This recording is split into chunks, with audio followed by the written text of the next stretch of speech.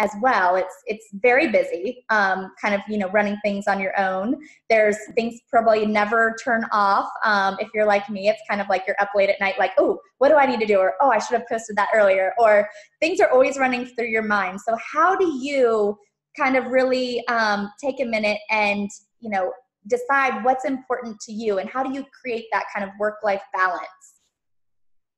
Yeah, I mean, it's definitely been interesting going from living in New York to, I moved to Philly, but it's, a much slower pace, but, and having a 9-to-5 job to being freelance, which is kind of the joke about freelance, is that like you're working all the time basically. And I mean, I found that I have more flexibility, so I'm sort of able to be more thoughtful about like how I'm spending my time and how I'm prioritizing self-care in a way that I like wasn't before, I guess. But yeah, I mean, I guess my perspective on it is just, especially now, I'm very like conscious about what I'm doing like day to day. So like, if I want to go on a walk, I go on a walk, and I don't, I used to really like think that being busy all the time was like the way to be successful, which I think a lot of people think that like, oh, I've got to do everything on the list, and if I do that, then I'm going to be the best, person ever. But sometimes you kind of just have to take a step back and be like, well, what do I want to do today that's actually going to make me feel good? And sometimes that's work, but sometimes it's not. And like, that's totally fine. What's your perspective on it?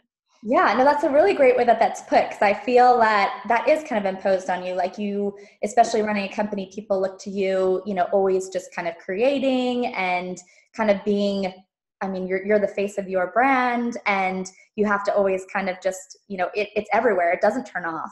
So that's what makes it really, really difficult. I think that that's something that I do struggle with on my end as well, as far as, it's Wine Society, for example, is kind of like, it's my baby right now. Like, I don't have, at this time in my life, I don't have kids to take care of, but I do have a husband.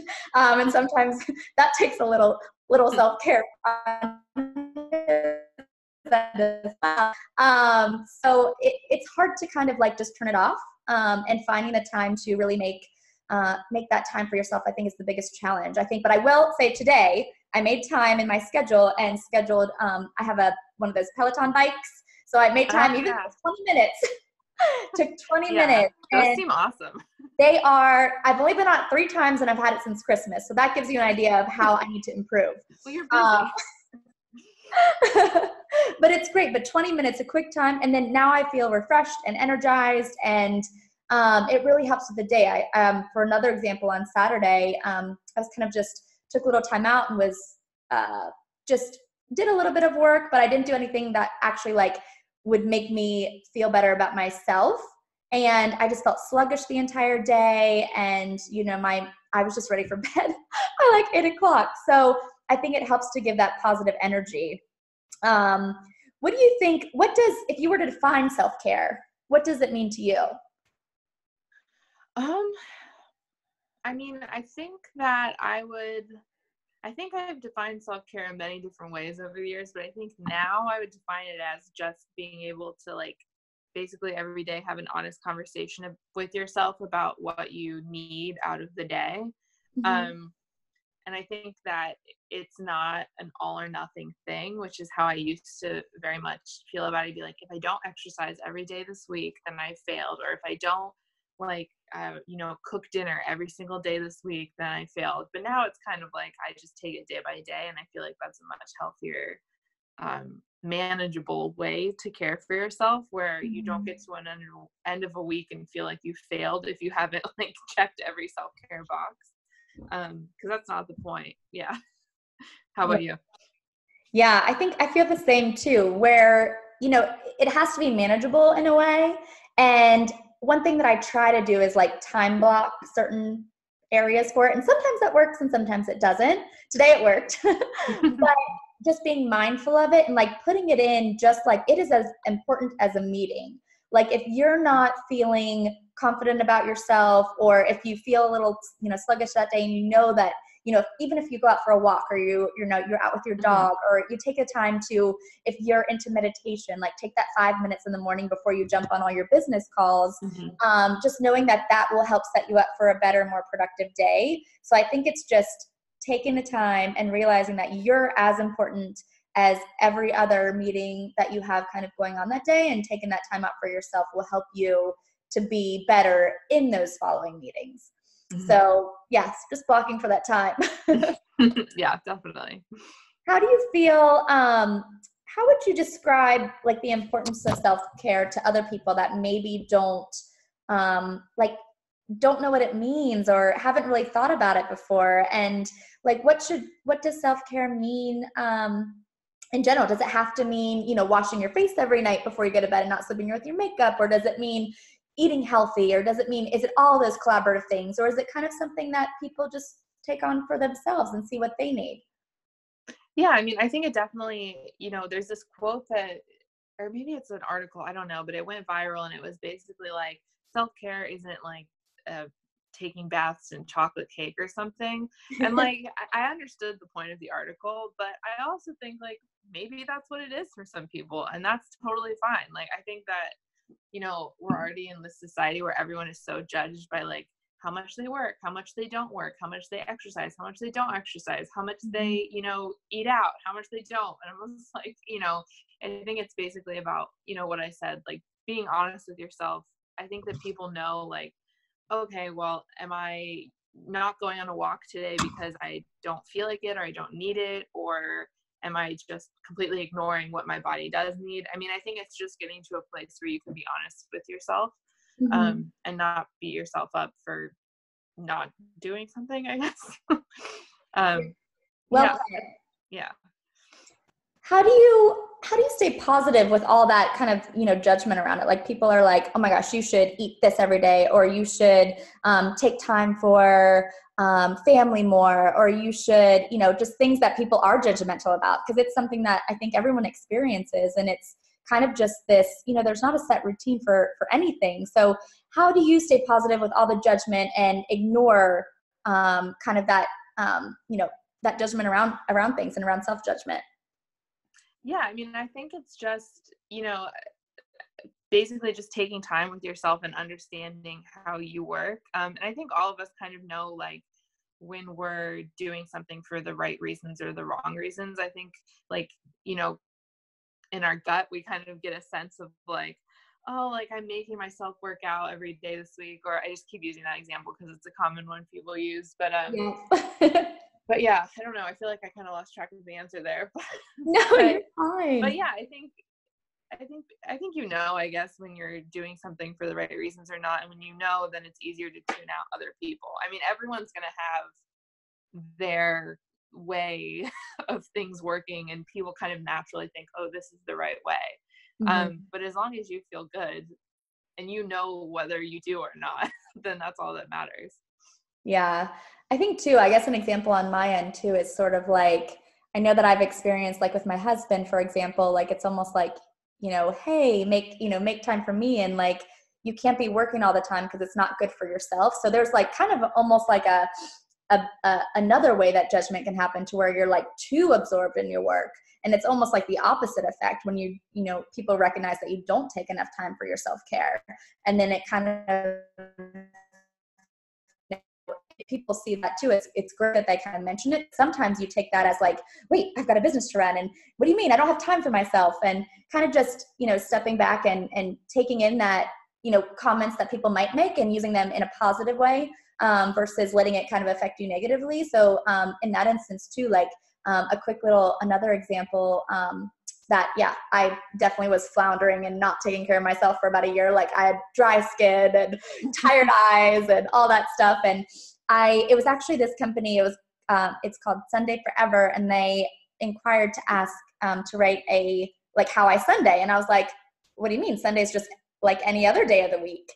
And it really made me like stand back and look and like, oh my gosh, like I don't take one day off. Like, I haven't taken any time off. I feel like I owe, the business to work 24/7. But in hindsight, the minute that I answered that article and wrote back like, hey, I actually don't have a self-care, routine.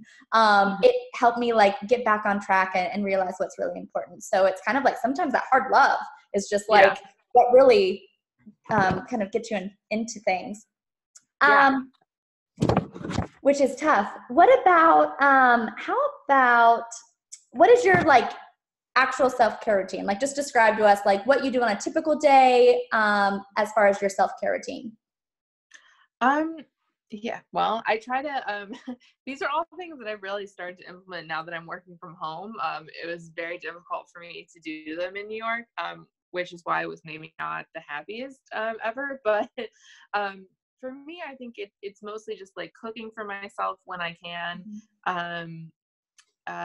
going on walks, like being with my dog, going outside. Other things I really didn't do when I was in New York for a variety of reasons. But just, like being outside, taking walks, cooking, reading is a big one. Not watching a ton of TV. Like I love TV, but I would tend to zone out completely when I got home from work in the past. And I think I don't have an exact routine in terms of like in the morning I must meditate or something like that. But just kind of knowing the little things that make me feel my best and prioritizing them is self-care. I think, which I think some people forget. Like, I think some people think it's like every dawn I rise and I go sit in my room and I meditate and then I do yoga for 4 hours and then I drink 65 gallons of water or something. Like, I think it can be a lot more simple than that. But what's yours like? Well, first of all, I love that I guess when I think of like self-care routine, I tend to think specifically about what can I do to make like my body better or like my skin. Like I think of beauty masks and like all these other things like that you kind of mentioned before, like people think it's bubble baths and chocolate. So I love that didn't even go down that road. You went down kind of what makes you feel good and more of kind of that an emotional feeling versus kind of a physical feature.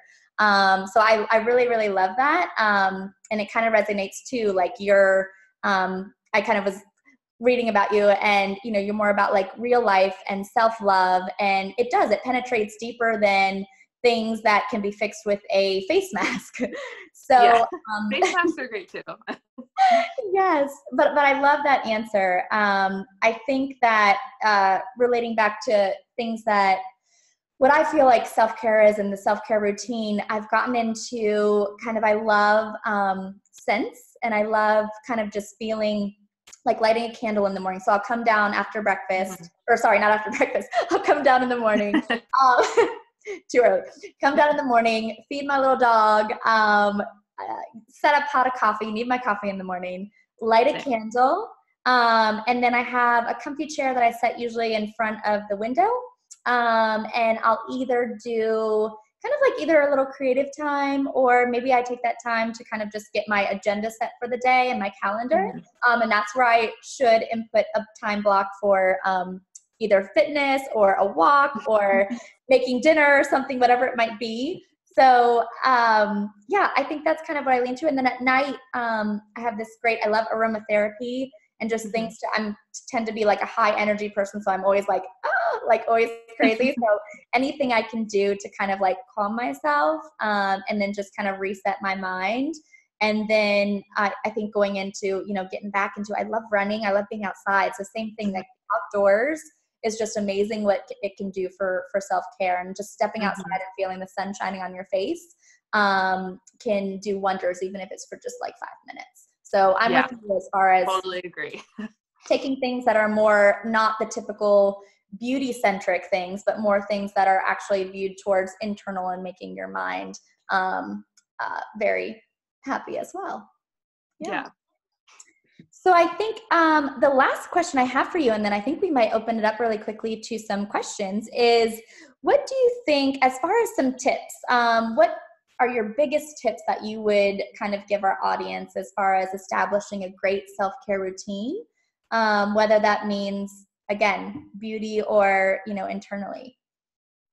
I guess I would I mean, something that's helpful for me is like, I kind of did this without trying, but if you picture like, I guess like your perfect Saturday, right? Like, what does your perfect Saturday look like? What do you do during that day? Like for me, it's kind of like I go outside, I take a walk, I eat good food, I do all of that. And I kind of realized that I wasn't actually doing any of that on the weekdays. Like, and then once I started incorporating small details from like that perfect day into every day, and they weren't like elaborate things, it was very simple things like taking a long walk.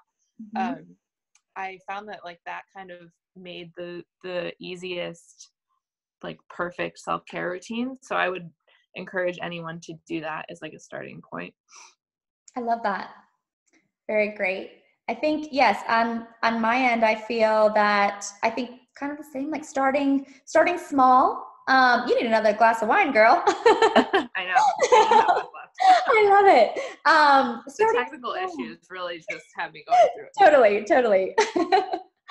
I think, yeah, starting small and not trying to overwhelm yourself thinking that you have to do everything at once. Because again, I think, you know, as from personal experience, it started with just simply lighting a candle every morning and just, you know, kind of bringing that in, or having the aromatherapy oils, like at the end of the night, I would just kind of, you know, put them on my wrist and take a deep inhale and just breathe. So I think just starting with like one or two things that are really simple and then building upon those to where you eventually get to something that's just kind of ingrained and it becomes a routine for you. And it's not something that takes effort. It's something that's more just kind of part of your routine, just like you brush your teeth at night. It's that simple. So yeah, start small and build upon it. So I think, is there anything else, Olivia, that you think our audience would enjoy hearing about you and your self-care before we open it up for questions? I mean, I don't think so. I think I would just encourage everyone to really like not be tough on themselves when it comes to self-care and not feel like they have to get it right, because I don't think there is any such thing as getting self-care right. It's unique to every person. Exactly. I love it. Awesome. Okay, well, let's open it up for some Q&A. So Cassie Dobbs would love to know how to balance work and self-care routine. So Olivia, I'll let you handle this one first. We touched on it briefly this earlier, but let's kind of dive into that a little bit more. Yeah, I mean, I think that going back to like this idea of like feeling like you have to be busy all the time, I think that it's okay to say no to things in regards to work. And I think that many of us, it's like, including me, it's ingrained that like you have to say yes to every single thing or you're going to be viewed as weak or as not committed. But I think that saying no to certain work things and being able to say yes to other things that are just about you is pretty much the only way you're ever going to be your most successful self. And maybe that doesn't look like getting that promotion like tomorrow, but it probably does anyway. My point is that you can have both. And I think people are so afraid of saying no to certain things regarding work that they just end up burning out. So yeah, I think that's my answer. What do you think? That's great. So Cassie is in finance and she says that, yes, the industry is tough and it is stressful.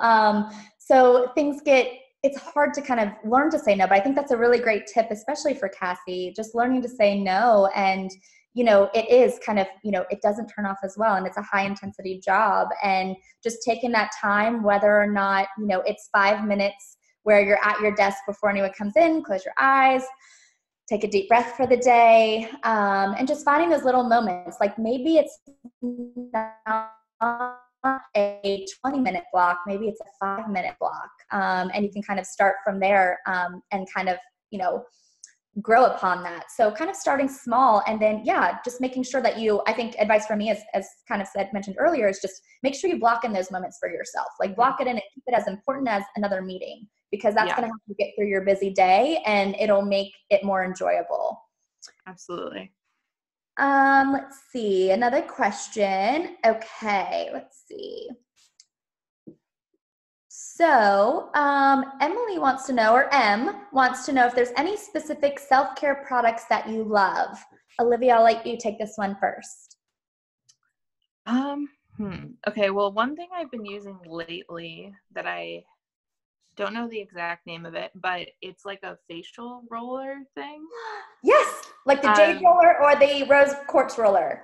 it's neither. It's just metal, but it's Oh, similar to that. I oh. think it's called Renfa, like RENFA. But I've been using it just like to kind of in the morning to wake up my skin and at night, and oh my gosh, it feels amazing. And also, there's this giant one from Madonna's skincare line, and I use it on my neck and my back, which I don't know if you're supposed to, but I'm doing it anyway. So hopefully Madonna's not mad. But and that one's more expensive, but any of those like jade rollers, any of those I think are so relaxing, and like who knows if they're doing anything, but I love it. And yeah. That's What about fantastic. you? I agree. I think you should, yeah, there's no limit sometimes and how to use beauty products. And you hear a lot of on these kind of different, even like YouTube people, you hear a lot of different ways to like, I just saw this one where a girl used a spoon underneath her eyes. She like put it in the Oh yeah. fridge and then it acted as a cooler.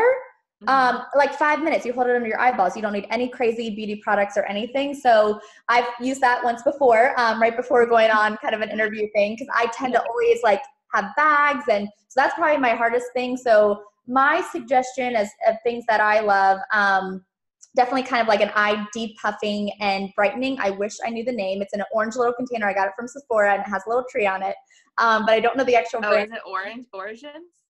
I think that sounds familiar. Yes. So that one, yes, I think it's amazing. And then the other thing I love is Goop has a basically like a quick facial mask, and it has a little bit of grit in it. And it's like 5 minutes, and my skin looks amazingly beautiful and look like I just had a facial. And it's something that you can put on, leave on for like 2 or 3 minutes, and then wash right off. So I usually never have time. So products that are very fast, or overnight products, overnight masks are probably my go-tos as well. That sounds great. Yeah. Okay, I think we have another question. Lindsay Collins asked, how do I get over the guilt of not doing it all when it comes to self-care? I think that reflects, Olivia, a little bit about what you mentioned before, like where you don't have to feel like you do everything. It's not like an all-in-one thing, and it's tailored to individual people. But maybe speaking a little bit more to that for Lindsay. Yeah, I mean, I think that another thing with self-care, and it's probably why I keep going back to like exercising and diet, is that self-care does get tied in with like diets and exercise so often, but that's not really what it's supposed to be. So I think that's why people tend to really feel like, oh, I failed because I didn't like, intuitively eat every single day or whatever. Or I didn't go to that spin class as much as I was supposed to. And I think once you sort of shift to being like, well, I'm just trying to feel my best rather than I'm trying to like, you know, change my body to look a certain way because I feel like I read in a magazine that I have to. I think it becomes a lot easier to like just do the things that actually make you feel good instead of forcing yourself to do things that you probably don't actually like to do that much. Mm-hmm. And like that's ultimately the healthiest, most sustainable thing anyway. Is to find things that you really truly love and that your body loves. So yeah, I think that, and that goes back to exactly what you said that I said, just it doesn't have to be all or nothing. And once you find the things that you actually truly like deep down love doing, it feels totally natural, and you'll never feel like you're not doing it all or you're not failing because you'll just feel good. Mm-hmm. I love that. And I think the other thing, I'm reading into her question a little more too, of how I'm wondering too, if she's wondering kind of the guilt of not doing it all when it comes to self-care. Let's answer this question too in another way. I'm not sure if this is what she meant, but possibly like maybe she's meaning like having to give up things, like, and you talked to this earlier too, like having to give up certain things and saying no to certain meetings, or going out for happy hour with the crew when you could go home and go for a walk and let your dog out and have that mindful moment. So maybe I'm wondering too, like we could answer the question that way, as well, kind of how do you get over the guilt of not feeling like you're not doing everything? Yeah, I mean, I think that is a big fear. And I think it's also tied into the fear of missing out, FOMO. I like it. Yes. The fear of falling behind. I mean, when I quit my job, I was really afraid of like, I'm going to miss out on all these opportunities, and I'm not going to get to go to these glamorous events anymore. But I still knew that I was making a decision for basically my mental health, my self-care, like all of it, as well as a slew of other reasons. And I think that when you choose yourself, and like yourself is not your job, you never really regret that. And that doesn't mean you have to say no to every meeting. It just means once in a while, maybe choose you instead. Right. Yeah, I like that. Choose you. You are like your own, pretty much like your own, you're your own job. And you're, like I said earlier, your own kind of brand, and you have to build yourself up as well as building up like your career and what you stand for and kind of your skills and everything. Like there's kind of like two things that kind of, meet together to create, the most positive effect. I think that's amazing. All right. I think we have time for one or two more questions. Olivia, are you still good on time? It's about 4:40. Cool. Yeah. All right. We'll do one or two more. Let's see. All right. Meg has a question. She travels a lot for fun, to distress, which is amazing. And she said vacations are part of her self-care. Do you have any fun hobbies like travel, crafting, or knitting that you consider part of your self-care routine? That's a great question.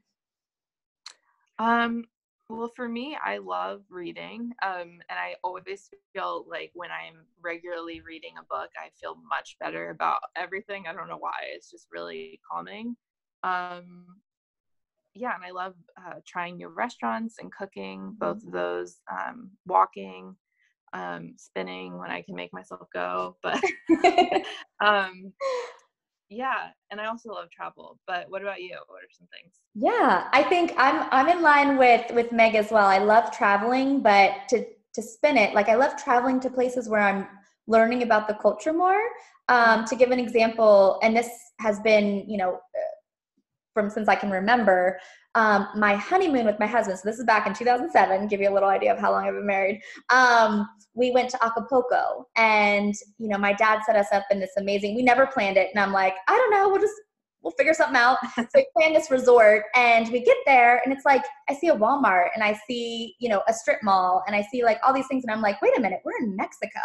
Like, why? I feel like I'm in my hometown with all these, stores that I'm familiar with. So every day we spent every penny that we had, and we took a $40 taxi to the other side of the island, to experience where it was a little bit more underdeveloped. We met the locals. We went to the local, restaurants. We got in this little canoe thing with, a guide, like this guy that we just met. Like it was probably a little crazy, but we just love kind of immersing ourselves in the actual culture versus, experiencing things like, and kind of like you mentioned before, like people think of de-stressing as, bubble baths and champagne and, the fancy things. But in a way, like we really appreciate just learning different things about how other people live and their daily lives. And it doesn't have to be, I don't want to experience the same thing I experience here. So that was one kind of a fun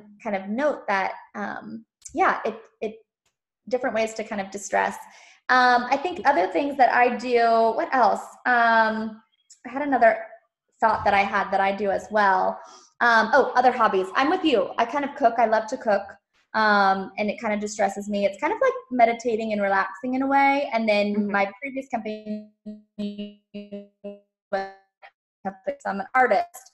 So I love doing kind of creative projects as well. So that's kind of also how I distress. And then running. I love just getting out and being in nature. So I think, Meg, it's amazing that you've recognized kind of what you need to do to, get away and de-stress. And if that's going away on, to a beach and relaxing in the sun with a, margarita or a glass of wine. Either sounds good. Yes, it's great that you found that. So I think it is important to kind of find what you feel is important and what makes you happy, for sure. So, all right, Olivia. So that's all the questions for now. Is there any other final tips or final points that you'd like to make, or things that through this conversation that just kind of resonated with you? No, I mean, I think just going off what you just said, I think, we all kind of know like what makes us happiest. Like when you ask, like, what are your hobbies? Like, what do you like to do? Everyone has an answer to that. And that's kind of like what self-care is. It's just prioritizing those things in like small bits each day, even if we can't do it every day, which is a good reminder for me and probably everyone in the world, I think. Yeah, you can't do everything. But yeah, really thanks for having me, by the way, for this. You're welcome. This was super fun. I took away a bunch of little tidbits as well. I think it was really inspiring talking with you, and you live in and breathe this every day, just the positivity and self-care. So it's really lovely to kind of speak with you and get a little bit of your take on it. A few things that I realized is like, it's okay. It's okay to say no. And FOMO exists, but it's okay to just like put it on pause, take a little time for yourself, and don't force things. Like you don't have to feel confined, and kind of with the judgment thing, like you don't have to, follow this special diet that's, everyone's raving about, or you don't have to go to the cycling bar 5 times a day, or you don't have to use a certain beauty care regimen. Like it's okay to or drink celery juice every morning. Yes. That's what I see literally everywhere. I'm like, it's everyone is doing this now. I mean, maybe it's good. I haven't tried it, but I haven't tried it yet either, but I've seen it a lot too. I was on that vinegar kick, the apple cider vinegar kick for a while, and I'm like, oh, and I ended up drinking this grapefruit juice, and I'm like, fun. It's crazy. What else? And then just start small. You don't have to do everything at once. Find what's right for you. So thank you, Olivia. I think that tip was very good. And I think the overall arching thing that we kind of both had in common throughout this conversation was self-care doesn't just mean on the exterior. Self-care actually comes better from within. So start within yourself. What can you do to make yourself either, whether you want to be more mindful, more thoughtful, more calm, just being a better person in general. Start from within and then kind of branch out to the other things. So thank you so much, Olivia. It was a pleasure talking with you. Thank you, everyone who joined us. And we look forward to seeing you guys again next month for a happy hour. Bye. Thank you. Bye.